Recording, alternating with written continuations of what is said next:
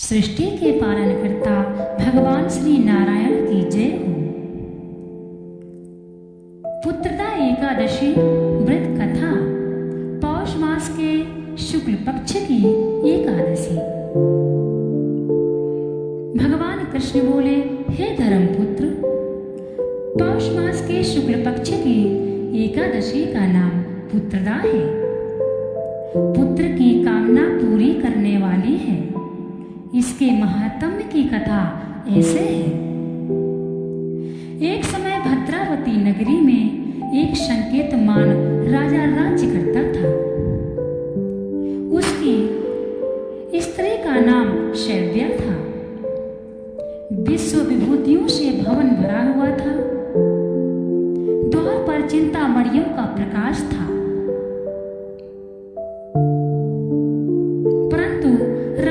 आंखों में अंधेरा सा प्रतीत होता था, कारण कि उसके पुत्र नहीं था और वह स्वर्ग के सभी सुखों को नरक समान कहता था। पुत्रेष्टि यज्ञ हजारों किए, परंतु सफल एक ना हुआ। देवताओं को लाखों प्रणाम किए, आशीर्वाद एक भी ना मिला। बेचारा हार गया और बुरे बुरे विचार करने लगा। क्या करूं? विष खा लूं और भूत बन जाऊं तो अच्छा है। परंतु यह चिंता अच्छी नहीं। फिर विचार करने लगा कि आत्मघात करना महापाप है। इस चिंता से छूटने का उपाय वनवासियों से जाकर पूछूं। घोड़े पर सवार होकर वन विहार करने लगे। पशु पक्षी इत्यादि जीवों को पुत्रों के साथ खेलते हुए देखा।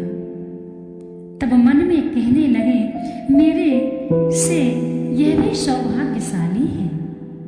आगे चला तो एक सरोवर मिल गया।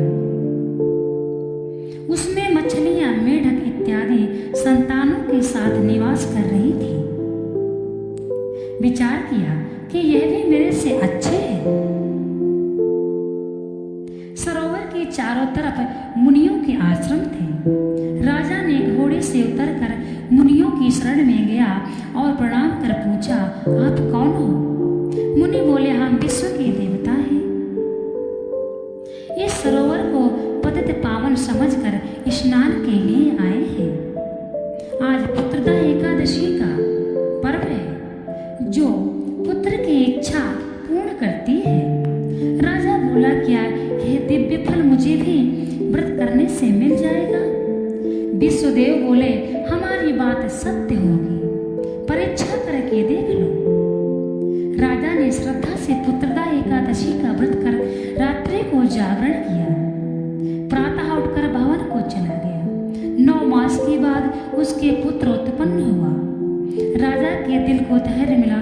पितृ भी प्रसन्न हो गए। इस कथा को सुनने से स्वर्ग मिलता है। जैसा एकादशी का नाम है, वैसा ही इस एकादशी का प्रभाव है।